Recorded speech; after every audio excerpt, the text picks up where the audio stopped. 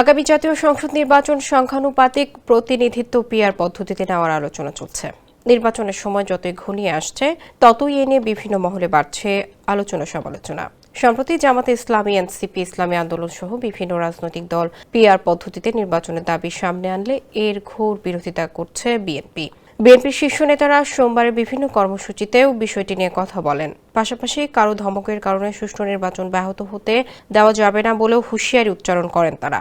বিএনপির স্থানীয় কমিটির সদস্য ডক্টর আব্দুল মঈন খান বলেন, পিআর পদ্ধতিতে নির্বাচন হতে পারে, তবে সেটিকে ঘিরে যদি কেউ দেশের জনগণের গণতন্ত্রের আকাঙ্ক্ষাকে কেন্দ্র করে দ্বন্দ্ব তৈরি করতে চায় তাহলে বলা যায় তারা প্রকৃতপক্ষে বাংলাদেশের মূল আদর্শে বিশ্বাস করে না।